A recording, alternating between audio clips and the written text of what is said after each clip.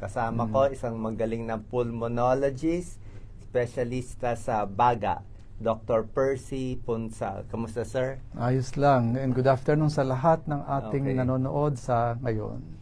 So, ang kasama natin po, mga expert sa pulmonary medicine, kasama natin sa Philippine College of Chest Physicians. Pero ang topic natin, sir, maraming inuubo sa kanila, maraming may plema, baka smoker, alam naman natin yan, o jeepney driver, bus driver, ang daming plema, may COPD, emphysema, asthma. Kasi expert ni sir yung paglabas ng plema eh. Ano ba matuturo natin sa kanila? Kung ang isang pasyente ay may COPD, no, ito yung mga pasyenteng madami yung plema nila, no, parang factory ng plema, so labas ng labas ang plema. One of the things we teach them is yung postural drainage. Pag sinabi mong postural drainage, nakahiga yung pasyente, mas mababa yung ulo kaysa balakang, para by gravity, makakatulong yon para maglabas ng plema. Tapos sasabayan mo ng chest tapping, nakababang ganun, tapos pupukpukin ng ganun. Ganon, di ba? Chest Oo. clapping, ganito, Okay. chest clapping. And then do that. Ang chest clapping natin, sir, mga ganito kalakas. Okay. Basta't yung malakas na hindi makakasira ng buto, no? Oo. Usually nilalagyan namin ng tuwalya or anything. Tuwalya muna. Tapos pag nag-clap ka, ganun, medyo mabilis. Mabilis. Oo. Para mayanig yung loob ng daanan ng hangin. So, magkakaroon ng pagpunta yung plema from the periphery, papunta dun sa gitna, mas may lalabas ng pasyente. So, pag nagche-chest clapping, para sa lahat na may plema, sa harap lang, sa likod, saang part? Preferably, nakadapa sila. Nakadapa. Nakadapa o nakatagilid. Kasi ang idea is papuntahin mo yung plema magmula dito sa tabi hanggang papuntang gitna. Now, halimbawa, ang pasyente may pneumonia. Yes. Ang ginagawa namin, kung may pneumonia, doon ka pupunta, nakataas sa nakalateral position, tapos doon sa lugar na may pneumonia, yun ang nasa itaas at yun ang pupukpukin mo para pumunta yung plema sa gitna at mailabas ng pasyente. Hindi ko alam yun. Dapat magkaroon tayo ulit. So, maganda pala yun. Kung nasaan yung pulmonya nyo, malala, experts natin, kaya nandito flag ng PCCP. So, pag pulmonya nila, right base, di ba? Common. So, hihiga sa kaliwa. Kaliwa. Lateral. Paluin sa kanan. Kanan. Okay. Medyo 3 Yung minutes, malakas, 5 minutes. kung ano yung makakaya. Magano kalakas? Dito, sir, try natin. Malakas siya. Paano mo malalaman kung sobra na lakas? Pag umaaray ang pasyente. Wala namang madudugo. Hindi naman. For as long as malakas siya enough to produce vibration. Vibration. Now, doon sa ibang mga pasyente naman, halimbawa, they can afford naman, pwede silang magkaroon naman ng yung parang vibrator, yung percussor. So, without much effort, okay, pag nilagay mo yung percussor doon, anong percussor? May nabibili yes, it's an instrument na, it's a common actually, no, na itatapat mo doon sa lugar na kung saan merong kang problem, and then iba-vibrate same principle para yung plema from the periphery pupunta doon sa gitna. Wala namang masama doon na kakalat yung plema. Hindi naman. Mas gusto nga natin kumalat yung plema. Actually, mas gusto nga natin kasi effective ang drainage. So, good pala for pneumonia, good for smoker, good for saan pa to? Lahat ng sakit. Basta't pasyente na maraming plema. Yung mga bronchiectasis. Nakakatulong siya para mailabas yung plema. Pag hindi mo alam, minsan kaliwa, tapos kanan. Pwede. I-alternate mo. Bawa, 3 minutes ka sa kanan, 3 minutes ka sa kaliwa. Hindi ba, sir, yung mga may plema, hirap sila humiga? It depends, no? May mga pasyente kasi na pag hindi kayang humiga, yung sinasabi ko na postural drainage, maaaring hindi mo magawa yon. So, pwede lang na maaaring nakatagilid, nakadapa.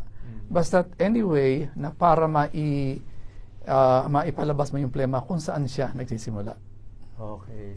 Ang tinuturo natin, kahit anong plema matatanggal, emphysema, COPD, napakaganda. Kahit COVID, pwede siya. Diba? Yun ang takot natin, diba? Pag may edad, sir, alam nyo naman, diba? Yun ang last sakit ng elderly, ang pneumonia. Sa nanay ko, tatay ko, yun talaga, nung nabubuhay pa sila. So, aside from postural drainage, ano pa ibang technique? Okay. We also teach them yung technique ng pag-ubo. Diba? Ba't may tuturo ang ubo? It's just a natural phenomenon. But for patients, lalo may chronic bronchitis, ang ginagawa namin, ask them to inhale first, hinga malalim. Tapos, ubo, manggagaling dito. Okay. Ubo galing sa tiyan? Dito sa diaphragm. Para yun ang makakatulong para mas effective yung paglabas ng plema. Paano umubo ng galing diaphragm? Okay, ganito. Inhale. Tapos, dito manggagaling ng persa. Parang kumakanta. Parang ganon. Oo, parang ganon. Malaking ubo. Now, sometimes kasi minsan hindi effective yun. Doon papasok yung chest tapping at saka drainage. So, it depends kung anong klaseng pasyente ang meron ka, no? So, you can modify depende sa need at saka capability ng pasyente. May nagtatanong nga, may TB, tapos may plema. Effective din ba daw to? Yes, oo. Sa TB. Any condition, of course, you have to treat the TB. Ha? Pero any condition na sa tingin natin ay naumumuo ang plema sa loob ng baga, pwede mong gamitin. Yung So, pag technique na TB, medyo mataas ang palo. depende kung saan ang plema. Saan ang Oo, plema. it doesn't matter, ano? Kasi ang TB naman, di ba, sa taas talaga. Oo. So, kung meron siyang ubo, depende kung nasaan yung mas maraming plema, ganun din ang gagawin mo. So, Sa chest ganun tapping. lang pag ubo, di ba may tinuturo ang ibang pulmonologist, sir, hindi pwede yung isang malakas, gusto yung half-puff technique. Actually, Pwede mas rin effective yun. Oo, mas effective yun. Kasi yung isang malakas na ubo, kasi minsan, hindi kaya na mailabas yung plema. So, doon papasok naman yung mga mucolytic, maraming ways para matulungan na mailabas ang plema. What we don't do is, we do not give cough suppressants. Halimbawa, maraming plema, huwag mo siyang bibigyan ng mga pampigil ng ubo. Like mga Synecod, butamirate, butamirate yung mga citrate. dextromethorphan. Kasi ang mangyayari niyan, mababawasan yung ubo, pero maiiwanan yung plema sa loob ng baga. So pag may plema, mucolytic, yung mga ambroxol, carbocysteine, acetylcysteine. So marami tayo namang mucolytic na pwedeng ibigay. Mas malakas ba tong mga bagong mucolytic, mga fluimucil? O... Well, actually, okay naman. It really depends. Kasi may mga pasyente, yung tawag na sa Tagalog, yung mas hiyang. May ibang pasyente, baka may reaction doon sa ibang gamot. So, it's really a matter of preference and your experience doon sa gamot na yon ang gagamitin mo sa pasyente. Hindi pwede tubig na lang marami. Okay. Tubig actually is also effective. Mas maraming tubig for as long as walang kontra, no? Mas maraming tubig, mas maganda. Kasi yon ay makakatulong ng pagtunaw ng phlegm. Okay. So, coughing, chest clapping, Postural drainage, breathing. Yung paghinga. Okay, ngayon siguro ito ang time na kailangan ituro natin sa kanila yung technique ng paghinga. Sige. Okay.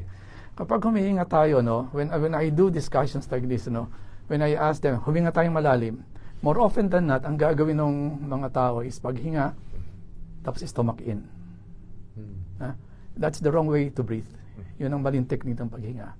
Lalo na kung meron kang COPD, chronic bronchitis, or emphysema.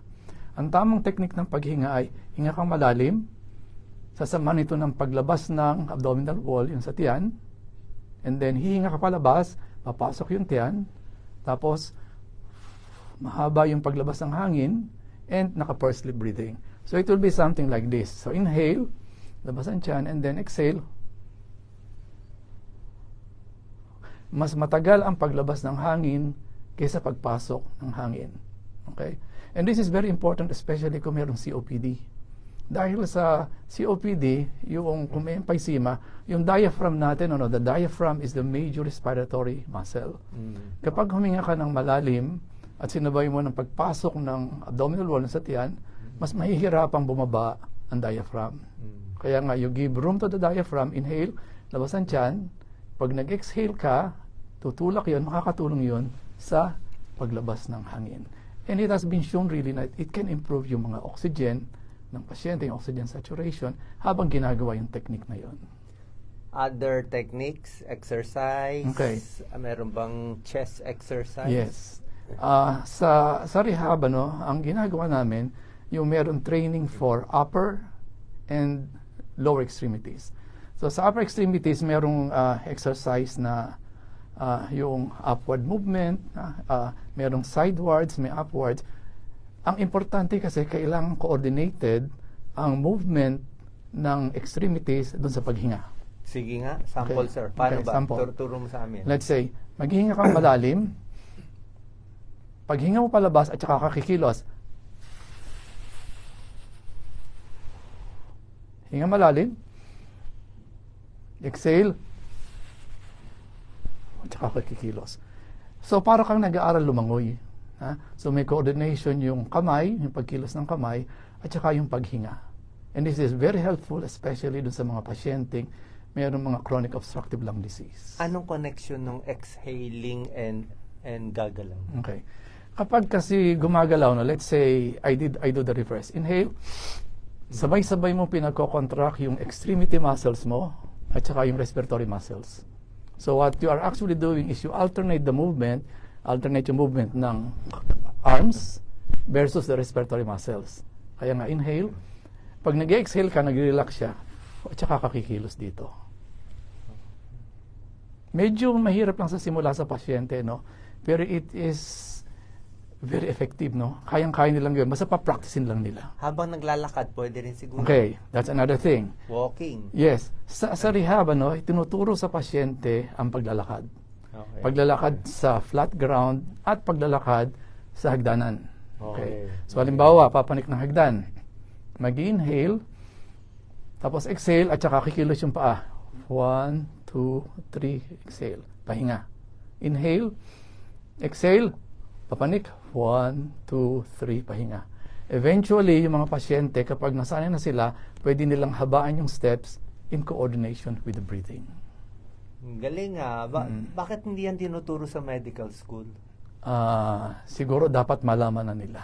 Kasi ito ang isa sa mga corners na Bago lang tinuturo ba sa itong tinuturo nyo, sir? Parang hindi ko ata narinig Okay. sa pulmonary.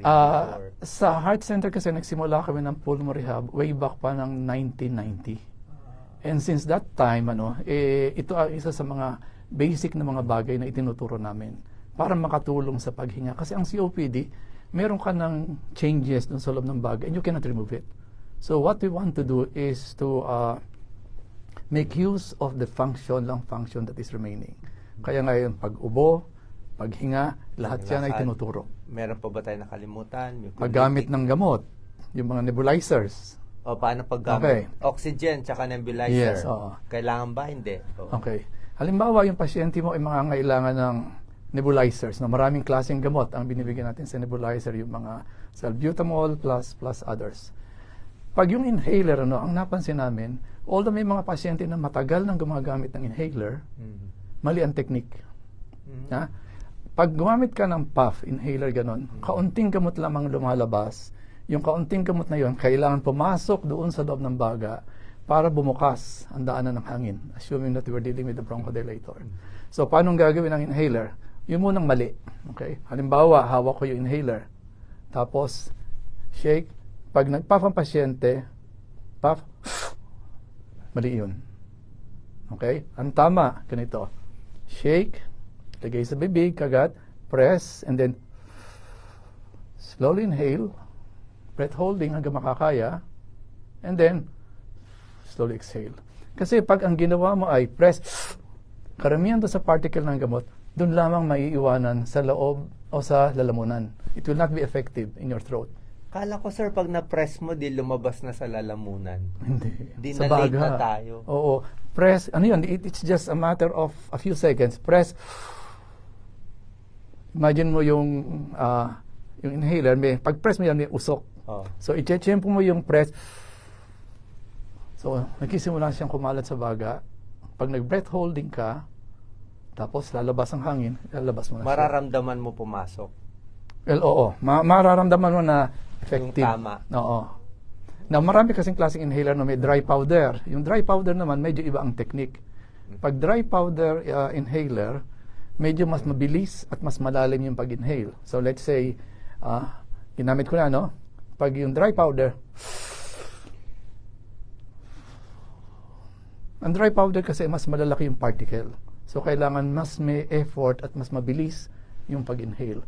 So, ito ay dapat itinuturo sa mga pasyente. Now, dahil nga sa napansin namin na marami ang hindi tamang technique, ito ay tinuturo doon sa mga rehabilitation programs sa pulmonary. Sa nebulizer, ganun din. Sa nebulizer, okay, ang nagiging issue sa nebulizer is, unang-una, yung ginagamit nating nebulizer, it has to be maintained as clean as possible. Malinis, hugasan. Pwede ba palit-palit sa buong barangay? Hindi po pwede. Ay, yung machine, oo. Yung machine sa buong Pero yung- barangay, yes, palit-palit. Yes, actually, the Yung machine... isa muna may TV, Oo. nabigay sa walang TV. Oo. Pwede Actually, ba yun? actually, the machine is an air compressor. Oo. The nebulizer is the plastic material Oo. na umuusok. Okay. Paano ginagamit? Okay. Halimbawa, ginamit mo ngayon. Oo. Dapat, yun ay lilinisin mo with running water. Running water para maalis yung excess na gamot. And then you air dry, ihahang mo lang. Sabon, Okay. wala nang sabon. Mamaya yon sa gabi. Okay, ihang. And then put it in between towels. Hindi mo pupunasan ng tissue paper. And then, hindi mo papahiyan ng alcohol. Kasi I've seen some patients do that. Alcohol. Tapos kung ang ginagamit mo is yung mouthpiece, yung parang Mouthpiece. pipa. Diba, may usok yun na lumalabas. Okay? Hindi yung tinatakban. Kasi may mga pasyente ang ginagawa, dahil sayang daw yung usok, tatakban nila ng cotton ball, Yung tissue kabila. paper, oo. O minsan scotch tape pa. Oo. Kasi sayang daw usok. Now, it was so designed na talagang ganun, talagang may lalabas na usok. Okay? How do you clean it? You clean it with the way I said kanina, no? Sa gabi, let's say, 4 na beses ka nagne-nebulize. Sa gabi, ang gagawin mo, huhugasan mo ng mild soap and water. And then, ang lawang mabuti, air dry, nakahang lang, pag tuyo na, itago mo lang in between towels para hindi siya madumihan. And these gadgets are disposable. Okay? So, hindi pwede sharing. Hindi pwede. Kasi otherwise, lilipat yung infection or kung ano man from one patient to another. And when I say disposable, pwede naman gamitin ng 3 weeks. After 4 weeks, medyo matagal na yun. It has to be changed. Kasi ito ay disposable gadgets. Hindi sila pang matagalan.